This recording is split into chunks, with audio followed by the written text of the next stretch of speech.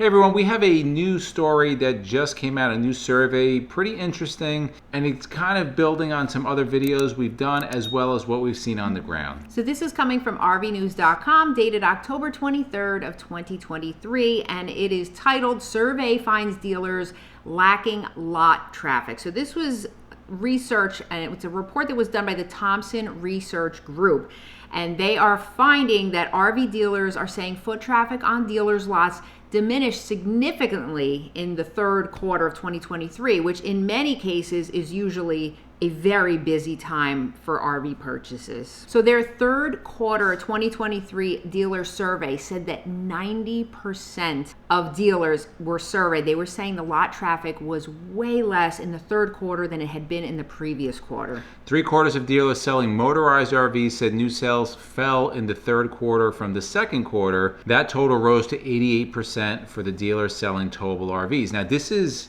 almost exactly what we saw at the 2023 Hershey RV show. We talked to several different dealers, manufacturers. One dealer in specific, we won't name which dealer it was, but they sold Super Cs, both Renegades and Dynamax. Yep. They have blown out their numbers from 22 by Friday. Other dealerships that were selling towables were hurting bad. Exactly what we were just seeing right here.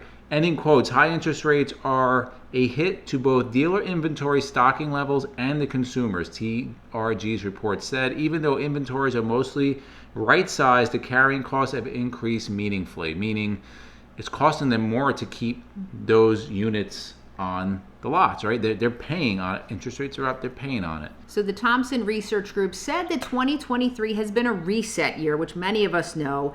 And they are saying that 2024 is expected to be similar to 2023, which in other videos that we've done when we're talking about the RVIA, they have a very positive outlook on 2024. This seems to be a little bit different. Most dealers are expecting a lower year in 2024. This is what the report said.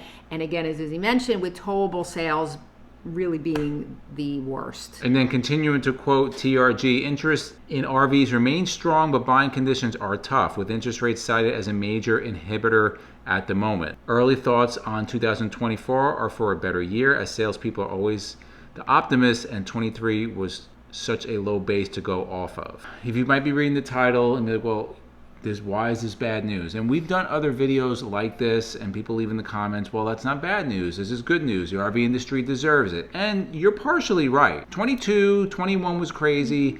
People were paying over MSRP. That's no fault of the manufacturers. Like, people chose to pay over MSRP. Like, nobody forced you to do that. And if you are a company, you're trying to make maximum profit. So it takes two to tango. But why this is bad news, number one, you have the loss of jobs. A lot of the manufacturing companies have cut down production. Some are starting to ramp up, but cut down production, that's layoffs. Number two, who this hurts the most are going to be these small manufacturer, like we just saw Regency. We did a video of Regency out of business. Very good manufacturer out of Texas. We'll link that video above. And also dealerships, small mom and pop dealerships going out of business and getting eaten up, taken over by the large dealerships, which is going to lead us into our next part of this video. We're going to go right into the next one here, and this comes from RVbusiness.com. And this is dated October 23rd, 2023. Camping World to acquire 12 location travel camp RV. Put in the comments below if you've heard of travel camp RV. Camping World today announced on the 23rd that it is set to acquire travel camp RV. This would include 12 locations across Florida, Georgia, North Carolina, South Carolina, and Texas. The acquired locations are expected to close and transition to Camping World over the next 90 days.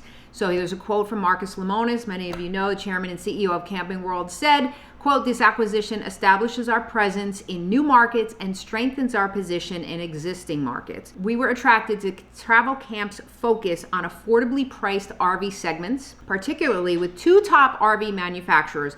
After closing, we anticipate these locations to be primarily stocked with either Thor or Forest River products." Lemonis added, "We continue to be focused on our goal to increase our dealership count to over 320 locations over the next 5 years through a combination of acquisitions, new store openings, and manufacturer exclusive locations." Now, if you watched a recent video we did on Camping World, We'll link it above. They closed the location, but obviously they're opening more locations. There's 12 more. They have, I believe, 215 locations, and now you just added 12 more. Right, and their goal is saying over 320 over the next 5 years. Right, and they've acquired some dealers that had big presence, Newmar dealers, Integra Diesel dealers. So this is not small. 12 locations they're taking over. So the locations are going to be the following: Melbourne, Florida; Orange Park, Florida; Pinellas Park, Florida; Jacksonville, Florida; Brooksville, Florida; Claremont, Florida; Ocala, Florida; Griffin, Georgia; Greenville, North Carolina; Statesville,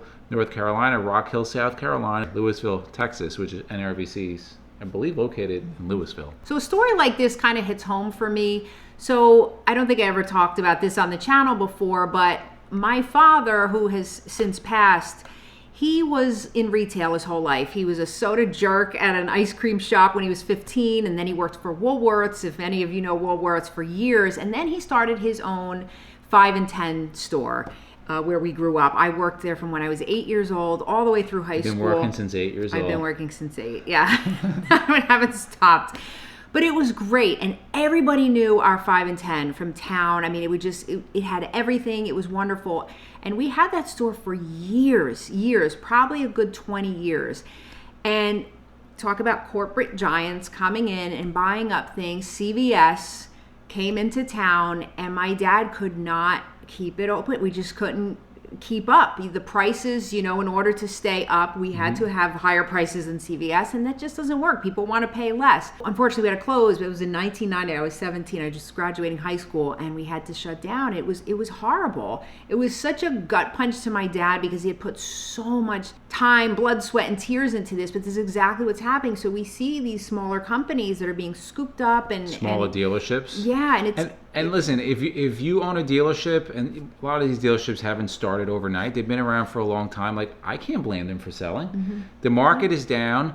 They don't have the capital that a Camping World has, or a Winnebago, or a Thor. Like, these are multi-billion-dollar companies. If somebody comes in and gives you an offer that you don't have to deal with this anymore, I would probably take it too, right? Because it's either that or you're going to go out of business and be taken over anyway. So yeah, it is sad, and we get it. Some people are happy about that, but ultimately it kind of hurts the customer, we think. And it hurts the smaller people. Absolutely. Yeah. So in the comments below, guys, let us know, what is the RV status by you? Are you seeing this happening? Are the small dealerships going away? Put in the comments below. You like videos like this? To the left of us, we're going to put 2 videos. And for myself and MJ, it's a journey of a lifetime, and we'll see you on the road.